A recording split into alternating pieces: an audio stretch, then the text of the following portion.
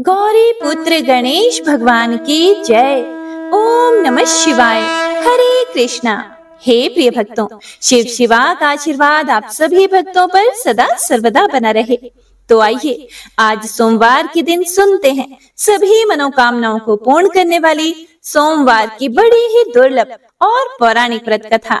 कथा को सुनने से पहले आप सभी भक्तों से एक विनम्र निवेदन है कि हमारे चैनल पर वैशाख मास की महात्म्य कथाओं को भी जरूर सुनिए। इन कथाओं को सुनकर पुण्य फल प्राप्त कीजिएगा। वैशाख मास का बहुत अधिक महत्व माना गया है। इस मास में स्नान दान का और भी अधिक महत्व है, तो आप सभी भक्तजन इनका पूरा पूरा लाभ उठाइएगा। तो आइए आज की कथा का शुभारंभ करते हैं। जय श्री गणेश। प्राचीन समय में एक नगर में एक धनवान साहूकार रहा करता था, जिसके घर में किसी भी प्रकार की कोई कमी नहीं थी, लेकिन उसका कोई पुत्र नहीं था, जिस कारण वह काफी दुखी रहा करता था। उसे दिन रात यही चिंता सताती रहती थी। ऐसे में वह पुत्र पाने की कामना लिए हर सोमवार भगवान शिव जी का व्रत और पूजन किया करता था, और शाम के समय शिव मंदिर में जाकर वह भगवान शिव जी के सामने दीपक जलाता था। उसके उस भक्ति भाव को देखकर देवी माँ पार्वती ने भगवान शिव से कहा, हे प्रभु, यह साहूकार आपका बहुत बड़ा भक्त है और सदैव आपका व्रत और पूजन बड़ी ही श्रद्धा के साथ करता है। आपको इसकी मनोकामना अवश्य ही पूर्ण करनी चाहिए। माता पार्वती की यह बात सुनकर भगवान शिव बोले, हे देवी पार्वती, यह संसार कर्म क्षेत्र है। जैसे किसान खेत में जैसा बीज बोता है वैसा ही फल काटता है, उसी तरह इस संसार में मनुष्य जैसा कर्म करता है वैसे ही फल भोगता है। पार्वती जी ने अत्यंत आग्रह से कहा, हे प्रभु, जब यह आपका इतना बड़ा भक्त है और इसको अगर किसी भी प्रकार का दुख है तो उसे अवश्य ही दूर करना चाहिए, क्योंकि आप तो सदैव ही अपने भक्तों पर दयालु होते हैं और उनके दुखों को हमेशा ही दूर करते हैं। यदि आप ऐसा नहीं करेंगे तो मनुष्य आपकी सेवा और व्रत क्यों करेंगे? पार्वती जी के ऐसे आग्रह करने पर भगवान शिव बोले, हे देवी पार्वती, इसके कोई पुत्र नहीं है, इसी चिंता में यह अत्यंत दुखी रहता है। इसके भाग्य में पुत्र ना होने पर भी मैं इसे पुत्र प्राप्ति का वर दे सकता हूँ, लेकिन वह पुत्र केवल 12 वर्ष तक ही जीवित रहेगा। इसके पश्चात वह मृत्यु को प्राप्त हो जाएगा। इससे अधिक तो मैं कुछ भी इसके लिए नहीं कर सकता। हे प्रिय भक्तों, यह बातें साहूकार सुन रहा था। इससे उसको ना तो प्रसन्नता हुई और ना ही कुछ दुखी हुआ। वह पहले की तरह ही भगवान शिव का व्रत और पूजन करता रहा। कुछ समय व्यतीत हो जाने पर साहूकार की पत्नी गर्भवती हुई और 10वें महीने में उसे अति सुंदर पुत्र की प्राप्ति हुई। साहूकार के घर में बहुत खुशियां मनाई गई, परंतु साहूकार ने उसकी केवल 12 वर्ष की आयु जानकर अधिक प्रसन्नता प्रकट नहीं की और न ही किसी को यह भेद बताया। जब वह बालक 11 वर्ष का हो गया तो उस बालक की माता ने उसके पिता से विवाह आदि के लिए आग्रह किया, तो वह साहूकार कहने लगा कि अभी मैं इसका विवाह नहीं करा सकता, अपने पुत्र को काशी पढ़ने के लिए भेजूंगा। फिर साहूकार ने बालक के मामा को बुलाकर उसको बहुत सा धन दिया और कहा कि तुम इस बालक को काशी जी पढ़ने के लिए ले जाओ और रास्ते में जिस स्थान पर भी जाओ यज्ञ और ब्राह्मणों को भोजन अवश्य कराते जाना। फिर वह दोनों मामा भांजे यज्ञ करते और ब्राह्मणों को भोजन कराते हुए काशी जी की तरफ रवाना हुए। रास्ते में उनको एक शहर से गुजरना पड़ा। उस शहर में राजा की कन्या का विवाह था और दूसरे राजा का लड़का जो विवाह करने बारात लेकर आया था वह एक आंख से काना था। उसके पिता को इस बात की बड़ी चिंता हो रही थी कि कहीं वर को देखकर कन्या के माता पिता विवाह में किसी प्रकार की अड़चन पैदा ना कर दे। इस कारण जब उसने अति सुंदर सेठ के लड़के को देखा तो उसके मन में विचार आया कि क्यों ना दरवाजे के समय इस लड़के से वर का काम चलाया जाए। ऐसा विचार करके वर के पिता ने उस लड़के और उसके मामा से बात की तो वे राजी हो गए। फिर उस लड़के को वर के कपड़े पहनाकर और घोड़ी पर चढ़ाकर दरवाजे पर ले गए और सब कार्य प्रसन्नता से पूर्ण हो गया। फिर वर के पिता ने सोचा कि यदि विवाह कार्य भी इसी लड़के के द्वारा करा लिया जाए तो क्या बुराई है। ऐसा सोचकर उसने लड़के और उसके मामा से कहा कि यदि आप फेरों और कन्यादान के काम को भी करा दें तो आपकी बड़ी कृपा होगी और मैं इसके बदले में आपको बहुत सारा धन दूंगा। तो उन्होंने स्वीकार कर लिया और विवाह कार्य भी बहुत ही अच्छी तरह से संपन्न हो गया। परंतु जिस समय लड़का जाने लगा तो उसने राजकुमारी की चुनरी के पल्ले पर लिख दिया कि तेरा विवाह तो मेरे साथ हुआ है, परंतु जिस राजकुमार के साथ तुमको भेजेंगे वह एक आंख से काना है और मैं काशी जी में पढ़ने जा रहा हूँ। लड़के के जाने के बाद उस राजकुमारी ने जब अपनी चुनरी पर लिखा हुआ पढ़ा तो उसने राजकुमार के साथ जाने से मना कर दिया और कहा कि यह मेरा पति नहीं है, मेरा विवाह इसके साथ नहीं हुआ है, वह तो काशी जी पढ़ने गया है। राजकुमारी के माता पिता ने अपनी कन्या को विदा नहीं किया और बारात वापस चली गई। उधर सेठ का लड़का और मामा काशी जी पहुंच गए थे। वहां जाकर लड़के ने पढ़ना शुरू कर दिया। जब लड़के की आयु 12 साल की हो गई, उस दिन उन्होंने यज्ञ रचा रखा था कि लड़के ने अपने मामा से कहा, हे मामा जी, आज मेरी तबीयत कुछ ठीक नहीं लग रही। मामा ने कहा कि तुम अंदर जाकर सो जाओ और आराम करो। लड़का अंदर जाकर सो गया और थोड़ी देर के बाद उसके प्राण निकल गए। जब उसके मामा ने आकर देखा तो वह मुर्दा पड़ा हुआ है, तो उसको बड़ा दुख हुआ और उसने सोचा कि अगर मैं अभी रोना पीटना मचा दूंगा तो यज्ञ का कार्य अधूरा रह जाएगा, जो कि सही नहीं होगा। इसीलिए उसने जल्दी से यज्ञ का कार्य समाप्त किया और ब्राह्मणों के जाने के बाद रोना पीटना शुरू कर दिया। संयोगवश उसी समय शिव पार्वती जी उधर से जा रहे थे। जब उन्हें जोर जोर से रोने की आवाजें सुनाई दी तो माता पार्वती जी ने भगवान शिव से कहा, हे प्रभु, कोई दुखियारा रो रहा है, कृपया कर इसके कष्ट को दूर कीजिए। जब शिव पार्वती ने पास जाकर देखा तो वहां एक लड़का मुर्दा पड़ा हुआ था। पार्वती जी कहने लगी, हे प्रभु, यह तो उसी सेठ का लड़का है जो आपके वरदान से पैदा हुआ था। इसीलिए हे स्वामी, इस बालक को और आयु दो, नहीं तो इसके माता पिता तड़प तड़प कर मर जाएंगे। पार्वती जी के बार बार आग्रह करने पर भगवान शिव ने उसको जीवन का वरदान दे दिया और भगवान शिव जी की कृपा से लड़का फिर से जीवित हो गया। इसके बाद शिव जी और माता पार्वती कैलाश पर्वत की ओर चले गए। इसके बाद वह लड़का और उसका मामा उसी प्रकार यज्ञ करते और ब्राह्मणों को भोजन कराते अपने घर की ओर वापस चल पड़े। रास्ते में उसी शहर में आए जहाँ उसका विवाह हुआ था। वहां पर आकर उन्होंने यज्ञ आरंभ कर दिया तो उस लड़के के ससुर ने उसको पहचान लिया और अपने महल में ले जाकर उसकी बड़ी खातिरदारी के साथ ही बहुत से दास दासियों सहित आदर पूर्वक लड़की और जमाई को विदा भी किया। जब वह अपने शहर के निकट आए तो मामा ने कहा कि पहले मैं तुम्हारे घर जाकर खबर कराता हूँ। जब उस लड़के का मामा घर पहुंचा तो लड़के के माता पिता घर की छत पर बैठे हुए थे और यह प्रण कर रखा था कि यदि हमारा पुत्र सकुशल लौट आया तो हम राजी खुशी नीचे आ जाएंगे, नहीं तो छत से गिरकर अपने प्राण त्याग देंगे। इतने में उस लड़के के मामा ने आकर यह समाचार दिया कि आपका पुत्र वापस आ गया है, तो उनको विश्वास नहीं आया। तब उसके मामा ने शपथ पूर्वक कहा कि आपका पुत्र अपनी पत्नी के साथ बहुत सारा धन लेकर आया है। तो सेठ ने आनंद के साथ उसका स्वागत किया और बड़ी प्रसन्नता के साथ रहने लगे। हे प्रिय भक्तों, ऐसा माना जाता है कि इसी प्रकार से जो कोई भी मनुष्य सोमवार के व्रत को धारण करता है अथवा इस कथा को पढ़ता या सुनता है, भगवान भोलेनाथ और माता पार्वती उसके सभी दुखों को दूर करके उसकी समस्त मनोकामनाओं को पूर्ण करते हैं। तो सभी भक्तजन एक बार प्रेम से बोलिए, शिव शिवा की जय, हर हर महादेव। हे प्रिय भक्तों, अब बड़ी ही श्रद्धा और भक्ति भाव से आइए सुनते हैं सोमवार व्रत की दूसरी कथा। एक बार भगवान भोलेनाथ और माता पार्वती जी मृत्यु लोक घूमने की इच्छा से मृत्यु लोक में आए। यहाँ माता पार्वती व भगवान शंकर जी मृत्यु लोक में घूमते घूमते विदर्भ देशांतर्गत अमरावती नामक नगरी में पहुँचे, जो कि बहुत ही सुंदर थी। यहाँ उन्होंने देखा कि अमरावती नगरी अमरपुरी के दृश्य सभी प्रकार के सुखों से परिपूर्ण थी। उस नगरी में राजा द्वारा बनवाया हुआ बहुत सुंदर भगवान भोलेनाथ जी का मंदिर भी था। उस मंदिर में भगवान भोलेनाथ जी और माता पार्वती निवास करने लगे।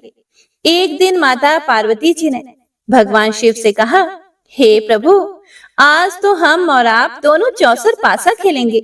शंकर जी ने माता पार्वती जी की बात मान ली और चौसर खेलने लगे। उसी समय मंदिर का पुजारी ब्राह्मण मंदिर में पूजा करने के लिए आया हुआ था। माता ने ब्राह्मण को देखकर एक प्रश्न किया, तो पुजारी जी बताओ कि इस बाजी में दोनों में से किसकी जीत होगी और किसकी हार होगी। ब्राह्मण ने बिना सोचे समझे कहा कि भगवान भोलेनाथ ही जीतेंगे। कुछ समय के बाद बाजी समाप्त हुई और माता पार्वती जी की विजय हो गई। माता पार्वती को ब्राह्मण के झूठ बोलने पर क्रोध आया और कोढ़ी होने का श्राप दे दिया। भगवान शंकर जी के बहुत समझाने के बाद भी माता नहीं मानी और वे दोनों वहां से चले गए। कुछ समय के बाद उस ब्राह्मण पुजारी को कोढ़ होने लगा और धीरे धीरे उसके सारे शरीर में कोढ़ हो गए। ऐसे में वह बहुत ही परेशान और दुखी रहने लगा। इस तरह कई दिन बीत गए। फिर एक दिन देवलोक की अप्सराएं शिव जी की पूजा करने उसी मंदिर में आई। अप्सराओं ने उस पुजारी के कष्ट को देखकर बड़े दया भाव से उसके रोगी होने का कारण पूछा। तब पुजारी जी ने अपनी आप बीती सभी बातें निसंकोच होकर उन अप्सराओं को बता दी। यह सुनकर वो अप्सराएं बोली कि हे ब्राह्मण देव, तुम दुखी मत हो। भगवान भोलेनाथ जी आपके सभी कष्टों को दूर कर देंगे, परंतु तुम्हें श्रेष्ठ 16 सोमवार के व्रत पूरे विधि विधान और भक्ति भाव से पूरे 16 व्रत करने होंगे और 17वें सोमवार के दिन पाव से पवित्र गेहूं के आटे की बाटी बनाएं। उसके बाद घी और गुड़ मिलाकर चूरमा बनाकर भगवान भोलेनाथ जी को प्रसाद चढ़ाना और बाकी के प्रसाद को मंदिर में उपस्थित भक्तों को बांट देना। ऐसा करने से आपकी सभी मनोकामनाएं पूर्ण होंगी। हे प्रिय भक्तों, ऐसा कहकर अप्सराएं देवलोक को चली गई। ब्राह्मण भी यथाविधि 16 सोमवार व्रत करने लगा। ऐसे में भगवान भोलेनाथ की कृपा से धीरे धीरे ब्राह्मण पुजारी कोढ़ से मुक्त होने लगा और कुछ समय के बाद भगवान शंकर जी और माता पार्वती जी फिर से उसी मंदिर में पधारे। तब माता ने उस ब्राह्मण को रोग मुक्त होने का कारण पूछा, तो ब्राह्मण ने माता को 16 सोमवार के व्रत के बारे में विस्तार से बताया। ब्राह्मण की बात सुनकर माता पार्वती जी बड़ी प्रसन्न हुई और पुजारी से 16 सोमवार के व्रत की विधि पूछी। उसी दिन से माता पार्वती जी भी 16 सोमवार व्रत करने लगी और लगातार 16 व्रत किया। ऐसे में उनकी मनोकामनाएं पूरी हुई। उनके रूठे हुए पुत्र स्वामी कार्तिकेय जी स्वयं ही माता की आज्ञाकारी हो गए। फिर एक दिन कार्तिकेय जी को अपना विचार परिवर्तन होने का रहस्य जानने की इच्छा हुई और वह अपनी माता के पास गए और बोले कि हे माता, आपने ऐसा क्या उपाय किया जिससे मेरा मन आपकी ओर आकर्षित हो गया। तब माता पार्वती जी ने उसे 16 सोमवार व्रत कथा सुनाई। तब कार्तिकेय जी ने अपनी माता से कहा कि इस व्रत को मैं भी करूंगा, क्योंकि मेरा प्रिय मित्र ब्राह्मण दुखी दिल से परदेश गया है। हमें उससे मिलने की बहुत इच्छा होती है। फिर कार्तिकेय जी ने भी 16 सोमवार के व्रत पूरे विधि विधान से किए और उनकी भी इच्छा पूर्ण हो गई। उन्हें अपना प्रिय मित्र मिल गया। तब उसके मित्र ने इस आकस्मिक मिलन का भेद कार्तिकेय जी से पूछा। तो कार्तिकेय जी बोले, हे मित्र, हमने तुम्हारे मिलने की इच्छा करके 16 सोमवार के व्रत किए थे। अब तो उस ब्राह्मण मित्र को भी अपने विवाह की बड़ी इच्छा हुई और वह भी 16 सोमवार व्रत पूरे विधि विधान से करने लगा। एक दिन वह किसी काम से विदेश गया और वहां के राजा ने अपनी पुत्री का स्वयंवर रखा था। उस राजा ने राजकुमारी के विवाह के लिए यह शर्त रखी थी कि जिस राजकुमार के गले में सब प्रकार से श्रृंगारित हथिनी माला डालेगी, मैं उसी के साथ अपनी बेटी का विवाह करूंगा। भगवान शिव जी की कृपा से ब्राह्मण भी उस स्वयंवर को देखने के लिए एक और बैठा हुआ था। उसी समय हथिनी वहां पर आई और उस ब्राह्मण के गले में जयमाला डाल दी। इस तरह राजा की प्रतिज्ञा के अनुसार बड़ी धूमधाम के साथ अपनी पुत्री का विवाह उस ब्राह्मण के साथ पूरे विधि विधान से कर दिया और उसे बहुत सारा धन देकर सम्मान पूर्वक संतुष्ट किया और वो दोनों सुख पूर्वक रहने लगे। एक दिन उस राजकुमारी ने अपने पति से पूछा कि हे प्राणनाथ, आपने ऐसा कौन सा पुण्य किया है जो हथिनी ने सभी राजकुमारों को छोड़कर आपके गले में जयमाला डाली। तब ब्राह्मण बोला, हे प्राण प्रिय, मैंने अपने मित्र कार्तिकेय जी के कथनानुसार 16 सोमवार का व्रत किया था, जिसके प्रभाव से मुझे तुम जैसी रूपवान पत्नी मिली है। इस व्रत की महिमा सुनकर राजकन्या को बड़ा आश्चर्य हुआ और वह भी पुत्र कामना के लिए 16 सोमवार व्रत करने लगी और भगवान भोलेनाथ से पुत्र कामना की प्राप्ति करने लगी। शिव जी की कृपा से कुछ समय के बाद उसके गर्भ से एक अति सुंदर, सुशील, धर्मात्मा और विद्वान पुत्र हुआ। वह ब्राह्मण और उसकी पत्नी दोनों उस पुत्र को पाकर बहुत ही प्रसन्न हुए और उसका लालन पालन भली प्रकार से करने लगे। जब वह लड़का बड़ा हुआ और समझदार हुआ तो एक दिन अपनी माता से प्रश्न किया कि हे माता, आपने ऐसा कौन सा पुण्य किया जो आपको मेरे जैसे पुत्र की प्राप्ति हुई। पुत्र की बात सुनकर उस राजकुमारी ने अपने द्वारा किए गए 16 सोमवार व्रत की कथा और पूरे नियमों के बारे में उसे बताया। उस लड़के ने इस व्रत को सब तरह से मनोरथ पूर्ण करने वाला सुनकर उसके मन में राज्याधिकार के पाने की इच्छा हुई। उस लड़के ने उसी दिन भगवान शिव जी को प्रसन्न करने के लिए 16 सोमवार के व्रत पूरे नियमों से करने लगा। एक दिन दूसरे देश के राजा के दूत ने आकर उसको उनकी राजकुमारी के लिए चुना और उसे अपने साथ ले आए और राजा ने अपनी राजकुमारी का विवाह उसके साथ कर दिया। धीरे धीरे राजा बूढ़ा हो गया और उसके लिए राजकाज संभालना मुश्किल हो गया। उसने अपने दामाद का राज्य तिलक कर दिया और वहां का राजा घोषित कर दिया। इस तरह से ब्राह्मण पुत्र राजा बनकर भी यह व्रत करता रहा।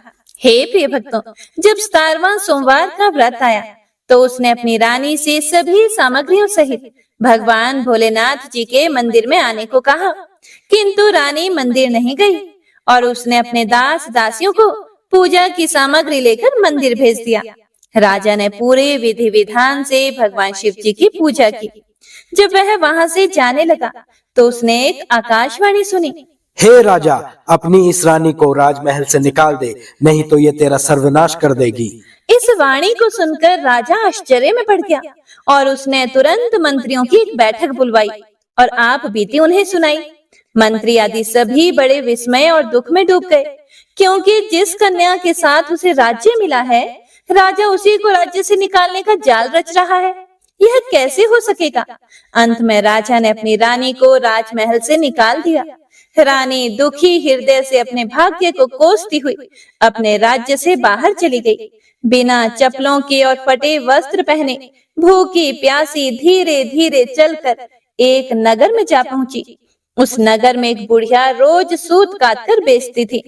रानी की करुण दशा देखकर बुढ़िया बोली कि तू मेरे साथ चल, मेरा सूत बिकवा दे। मैं तो बूढ़ी हो गई हूँ, भाव नहीं जानती हूँ। यह सुनकर रानी बुढ़िया के सिर से सूत की गठड़ी उतार कर अपने सिर पर रख लेती है। अचानक से आंधी आई और बुढ़िया के सभी सूत हवा में उड़ गए। बेचारी बुढ़िया बहुत पछताई और रानी से कहने लगी कि दूर रहना मुझसे। अब रानी एक तेली के घर गई और काम मांगने लगी कि अचानक से उस तेली के सभी मटके शिव जी के प्रकोप से चटक गए। ऐसी दशा देखकर उस तेली ने रानी को अपने घर से निकाल दिया। इस प्रकार रानी अत्यंत दुख पाती हुई एक नदी के तट पर गई तो देखा कि नदी अचानक सूख गई। उसके बाद रानी एक वन में गई।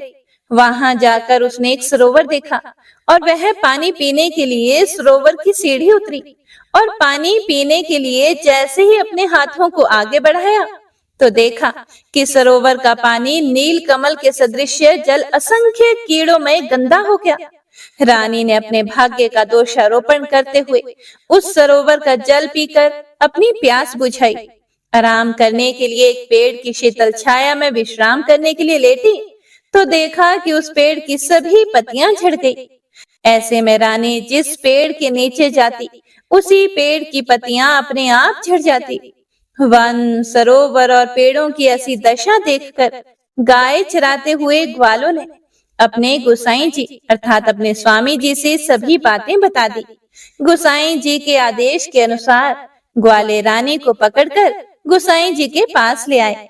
रानी की मुख कांति और शरीर शोभा देखकर गोसाई जी जान गए कि यह कोई विधि की गति की मारी कुलीन अबला है। ऐसा सोचकर गोसाई जी ने रानी से कहा कि हे पुत्री, मैं तुमको अपनी पुत्री के समान रखूंगा। तुम मेरे आश्रम में ही रहो और मैं तुम्हें किसी प्रकार का भी कष्ट नहीं होने दूंगा। गोसाई जी के ऐसे वचन सुनकर रानी को थोड़ी धीरज मिली और वह आश्रम में ही निवास करने लगी।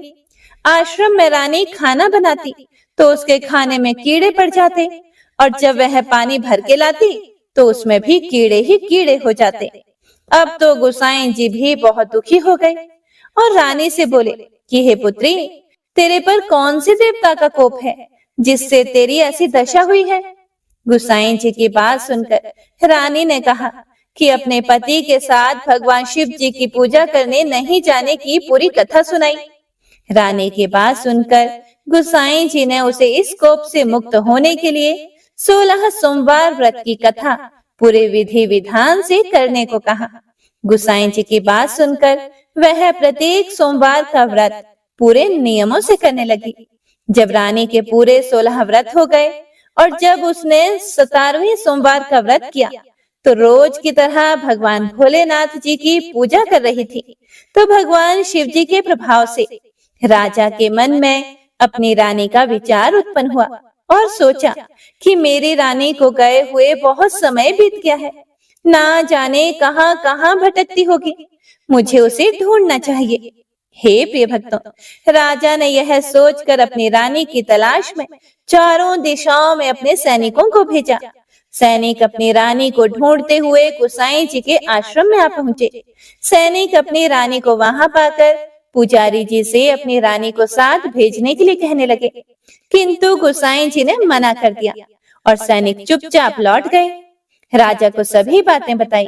तब राजा स्वयं रानी को लेने गोसाई जी के आश्रम में आए और पुजारी जी से प्रार्थना करते हुए बोले, हे महाराज, जो देवी आपके आश्रम में रहती है वह मेरी पत्नी है। शिव जी के कोप से मैंने इसका त्याग कर दिया था। अब इस पर से भगवान शिव जी का कोप शांत हो गया है, इसीलिए मैं इसे लेने के लिए आया हूँ। आपकी आज्ञा हो तो मैं इसे ले जा सकता हूँ। गोसाई जी ने राजा के वचनों को सत्य समझकर रानी को राजा के साथ जाने की आज्ञा दे दी। गोसाई जी की आज्ञा पाकर रानी अपने पति के साथ अपने राज्य के लिए चल दी। रानी के आने की खबर पाकर राज्य के निवासी अनेक प्रकार के बाजे बजाने लगे। नगर के दरवाजे पर तोरण बंधनवारों से विविध विधि से नगर को सजाया। नगर में घर घर में मंगलगान होने लगे। पंडितों ने विविध वेद मंत्रों का उच्चारण करके अपनी रानी का स्वागत किया। इस प्रकार रानी ने अपनी राजधानी में फिर से प्रवेश किया। राजा ने अपनी रानी के आने की खुशी में ब्राह्मणों को अनेक प्रकार के दान आदि देकर संतुष्ट किया। याचकों को धन धान्य दिया और पूरी नगरी में जगह जगह सदा व्रत खुलवाए, जहां भूखों और गरीबों को खाने को मिला। इस प्रकार राजा रानी भगवान भोलेनाथ जी की कृपा से सभी प्रकार के सुख भोगते हुए और 16 सोमवार व्रत की कथा करते रहे। अंत समय में अनेक प्रकार के सुख भोगते हुए वे शिवपुरी को पधारे। इसी कारण कहते हैं कि जो भी मनुष्य भगवान भोलेनाथ जी की भक्ति मन वचन कर्म द्वारा 16 सोमवार के व्रत पूरे विधि विधान से करेगा, वह इस मृत्यु लोक से समस्त सुख को भोगकर अंत में भगवान के चरणों में शिवपुरी को प्राप्त होगा और इस व्रत के करने से सबके मनोरथ भी पूर्ण होंगे। तो सभी प्रेम से बोलिए, भगवान शिव शिवा की जय। ओम नमः शिवाय। हे प्रिय भक्तों, तो आइए अब शिव पुराण में वर्णित पुण्यमयी कथा को सुनते हैं। वाशकल नामक गांव में बिंदुक नाम का एक ब्राह्मण रहता था। वह धर्मी, दुरात्मा एवं महापापी था। उसकी पत्नी बहुत सुंदर थी। उसका नाम चंचुला था। वह सदा उत्तम धर्म का पालन करती थी। परंतु बिंदुक वैश्यागामी था। इस तरह कुकर्म करते हुए बहुत समय व्यतीत हो गया। उसकी पत्नी काम से पीड़ित होने पर भी, स्वधर्म नाश के भय से क्लेश सहकर भी काफी समय तक धर्म भ्रष्ट नहीं हुई। परंतु आगे चलकर वह भी अपने दुराचारी पति के आचरण से प्रभावित होकर दुराचारिणी और अपने धर्म से विमुख हो गई। इस तरह दुराचार में डूबे हुए उन पति पत्नी का बहुत सा समय व्यर्थ बीत गया। वैश्यागामी दूषित बुद्धि वाला वह दुष्ट ब्राह्मण बिंदुक समयानुसार मृत्यु को प्राप्त हो गया और नरक में चला गया। बहुत दिनों तक नरक के दुखों को भोग कर वह मूढ़ बुद्धि पापी विंध्य पर्वत पर भयंकर पिशाच हुआ। और इधर उस दुराचारी बिंदुक के मर जाने पर वह चंचुला नामक स्त्री बहुत समय तक पुत्रों के साथ अपने घर में रहती रही। पति की मृत्यु के बाद वह भी अपने धर्म से गिरकर पर पुरुषों का संग करने लगी थी। सतियां विपत्ति में भी अपने धर्म का पालन करना नहीं छोड़ती। यही तो तप है। तप कठिन तो होता है, लेकिन इसका फल मीठा होता है। एक दिन दैव योग से किसी पुण्य पर्व के आने पर वह अपने भाई बंधुओं के साथ गोकर्ण क्षेत्र में गई। उसने तीर्थ के जल में स्नान किया एवं बंधु जनों के साथ यहाँ वहाँ घूमने लगी।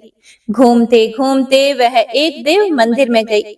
वहाँ उसने एक ब्राह्मण के मुख से भगवान शिव की परम पवित्र एवं मंगलकारी कथा सुनी। कथावाचक ब्राह्मण कह रहे थे कि जो स्त्रियां व्यभिचार करती हैं, वे मरने के बाद जब यमलोक जाती हैं, तब यमराज के दूत उन्हें तरह तरह से यंत्रणा देते हैं। वे उसके कामांगों को तप्त लोह दंडों से दागते हैं। तप्त लोह के पुरुष से उसका संसर्ग कराते हैं। ये सारे दंड इतनी वेदना देने वाले होते हैं कि जीव पुकार पुकार कर कहता है कि अब वह ऐसा नहीं करेगा, लेकिन यमदूत उसे नहीं छोड़ते। कर्मों का फल तो सभी को भोगना ही पड़ता है। देव, ऋषि, मनुष्य सभी इससे बंधे हुए हैं। हे प्रिय भक्तों, ब्राह्मण के मुख से यह वैराग्य बढ़ाने वाली कथा सुनकर चंचुला भय से व्याकुल हो गई। कथा समाप्त होने पर सभी लोग वहां से चले गए। तब कथा बांचने वाले ब्राह्मण देवता से चंचुला ने कहा कि हे ब्राह्मण देव, धर्म को ना जानने के कारण मेरे द्वारा भी बहुत बड़ा दुराचार हुआ है। हे स्वामी, मेरे ऊपर कृपा कर मेरा उद्धार कीजिए। आपके प्रवचन को सुनकर मुझे इस संसार से वैराग्य हो गया है। मुझ मूढ़ चित्त वाली पापिनी को धिक्कार है। मैं निंदा के योग्य हूँ। मैं बुरे विषयों में फंसकर अपने धर्म से विमुख हो गई थी। कौन मुझ जैसी कुमार्ग में मन लगाने वाली पापिनी का साथ देगा? जब यमदूत मेरे गले में फंदा डालकर मुझे बांध कर ले जाएंगे और नरक में मेरे शरीर के टुकड़े करेंगे, तब मैं कैसे उन महायातनाओं को सहन कर पाऊंगी? मैं सब प्रकार से नष्ट हो गई हूँ, क्योंकि अभी तक मैं हर तरह से पाप में डूबी रही हूँ। हे ब्राह्मण देव, आप मेरे गुरु हैं। आप ही मेरे माता पिता हैं। मैं आपकी शरण में आई हूँ। मुझ अबला का आप ही उद्धार कीजिए। इस प्रकार विलाप करती हुई चंचुला ब्राह्मण देवता के चरणों में गिर पड़ी। तब ब्राह्मण देवता ने उसे कृपा पूर्वक उठाया और कहा, हे नारी, तुम सौभाग्यशाली हो जो भगवान शंकर की कृपा से तुमने वैराग्यपूर्ण शिव की यह कथा सुनी है और कथा सुनकर समय से अपनी गलती का एहसास कर लिया है। डरो मत और भगवान शिव की शरण में जाओ। उनकी परम कृपा से तुम्हारे सभी पाप नष्ट हो जाएंगे। मैं तुम्हें भगवान शिव की कथा सहित वह मार्ग बताऊंगा जिसके द्वारा तुम्हें सुख देने वाली उत्तम गति प्राप्त होगी। शिव कथा सुनने से तुम्हारी बुद्धि शुद्ध हो गई है और तुम्हें पश्चाताप हुआ है तथा मन में वैराग्य उत्पन्न हुआ है। पश्चाताप ही पाप करने वाले पापियों के लिए सबसे बड़ा प्रायश्चित है। जो मनुष्य अपने कुकर्मों के लिए पश्चाताप नहीं करता, वह उत्तम गति प्राप्त नहीं करता, परंतु जिसे अपने कुकृत्य पर हार्दिक पश्चाताप होता है, वह अवश्य ही उत्तम गति का भागीदार होता है। इसमें बिल्कुल भी संशय नहीं है। शुद्ध चित्त में ही भगवान शिव और पार्वती का वास होता है। वह शुद्धात्मा मनुष्य सदा शिव के पद को प्राप्त होता है। इस कथा का श्रवण सभी मनुष्यों के लिए कल्याणकारी है, इसीलिए इसकी आराधना व सेवा करनी चाहिए। हे ब्राह्मण पत्नी, तुम अन्य विषयों से अपने मन को हटाकर भगवान शंकर की इस परम पावन कथा को सुनो। इससे तुम्हारे मन की शुद्धि होगी और तुम्हें मोक्ष की प्राप्ति होगी। जो भी मनुष्य निर्मल हृदय से भगवान शिव के चरणों का चिंतन करता है, उसकी एक ही जन्म में मुक्ति हो जाती है। हे प्रिय भक्तों, ऐसा कहकर वे ब्राह्मण मौन हो गए। उनका हृदय करुणा से भर गया। वे ध्यान में मगन हो गए। ब्राह्मण का उपदेश सुनकर चंचुला के नेत्रों में आनंद के आंसू छलक आए। वह खुशी से ब्राह्मण देवता के चरणों में गिर गई और हाथ जोड़कर बोली, मैं कृतार्थ हो गई। हे ब्राह्मण देव, शिव भक्तों में श्रेष्ठ स्वामी, आप धन्य हैं। आप परमार्थ दर्शी हैं और सदा परोपकार में लगे रहते हैं। हे साधु, मैं नर्क के समुद्र में गिर रही हूँ, कृपा कर मेरा उद्धार कीजिए। जिस पौराणिक व अमृत के समान सुंदर शिव कथा की बात आपने की है, उसे सुनकर ही मेरे मन में वैराग्य उत्पन्न हुआ है। उस अमृतमयी कथा को सुनने के लिए मेरे मन में बड़ी श्रद्धा हो रही है। कृपया आप मुझे उसे सुनाइए। हे प्रिय भक्तों, कथा सुनने की इच्छा मन में लिए हुए चंचुला उन ब्राह्मण देवता की सेवा में वहीं रहने लगी। उस गोकर्ण नामक महाक्षेत्र में उन ब्राह्मण देवता के मुख से चंचुला शिव की भक्ति, ज्ञान और वैराग्य बढ़ाने वाली और मुक्ति देने वाली परम उत्तम कथा सुनकर कृतार्थ हो गई। उसका मन शुद्ध हो गया। वह अपने हृदय में शिव के सगुण रूप का चिंतन करने लगी। वह सदैव शिव के सच्चिदानंदमय स्वरूप का स्मरण करती थी। उसके बाद अपना समय पूर्ण होने पर चंचुला ने बिना किसी कष्ट के अपना शरीर त्याग दिया। उसे लेने के लिए एक दिव्य विमान वहां पहुंचा।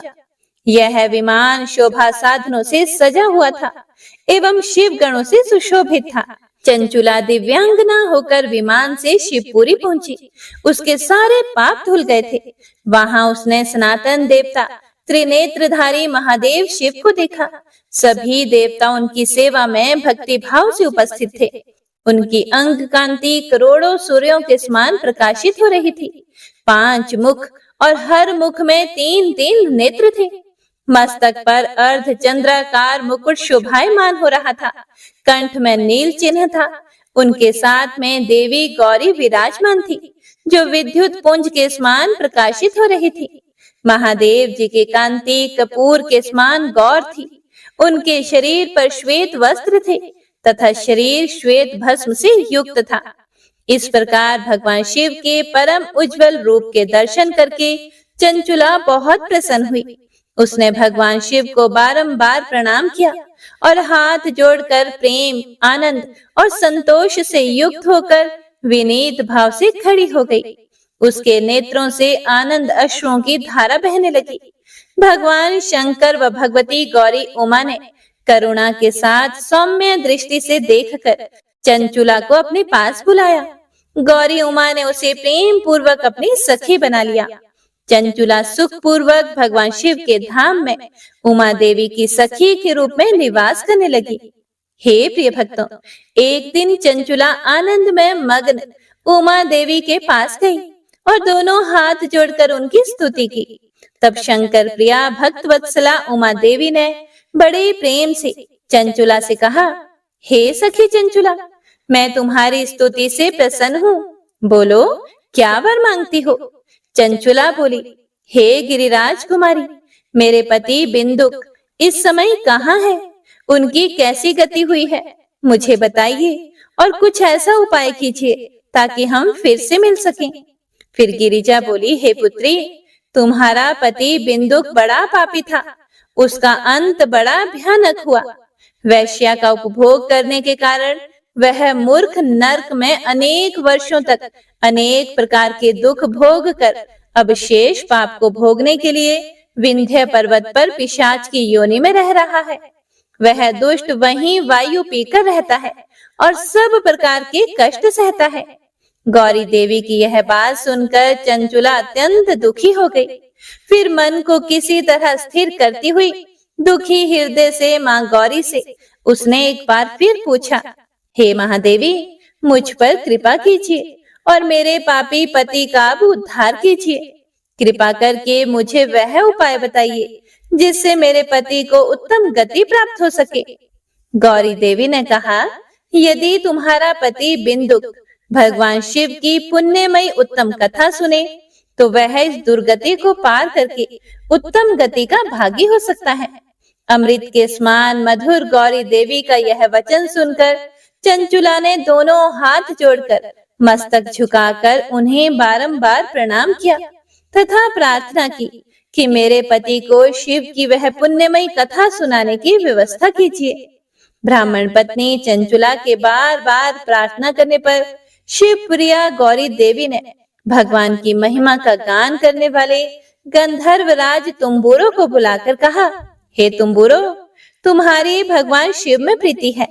तुम मेरे मन की सभी बातें जानकर मेरे कार्यों को सिद्ध करते हो। तुम मेरी सखी के साथ विंध्य पर्वत पर जाओ। वहां एक महाघोर और भयंकर पिशाच रहता है। पूर्व जन्म में वह पिशाच बिंदुक नामक ब्राह्मण मेरी इस सखी चंचुला का पति था। वह वैश्यागामी हो गया था। उसने स्नान संध्या आदि नित्य कर्म छोड़ दिए थे।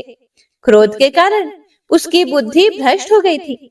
दुर्जनों से उसकी मित्रता तथा सज्जनों से द्वेष बढ़ गया था।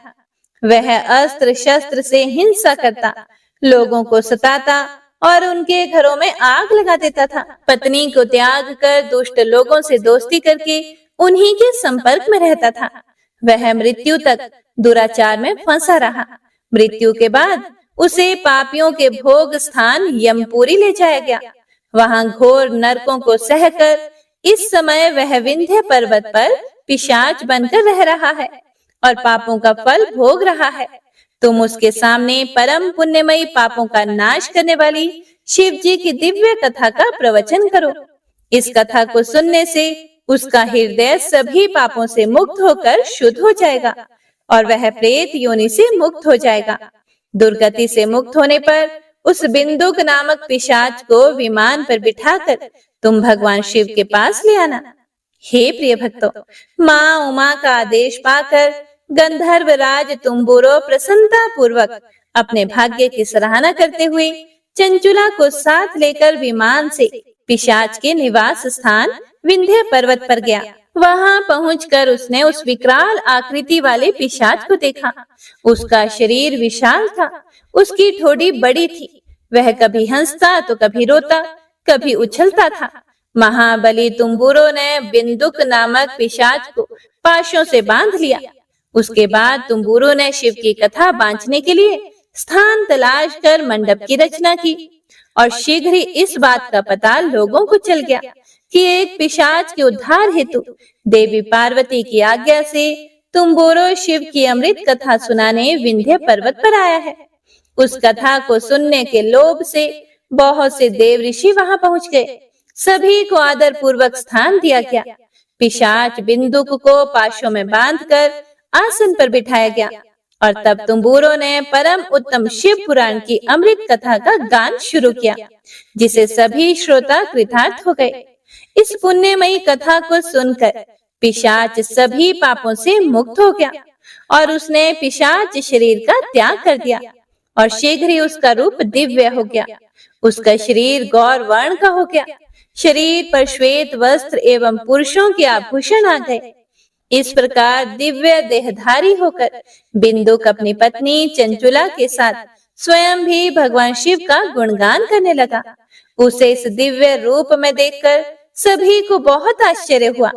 उसका मन परम आनंद से परिपूर्ण हो गया। सभी भगवान महेश्वर के अद्भुत चरित्र को सुनकर कृतार्थ होकर उनका यशोगान करते हुए अपने अपने धाम को चले गए। बिंदुक अपनी पत्नी चंचुला के साथ विमान में बैठकर शिवपुरी की ओर चल दिया।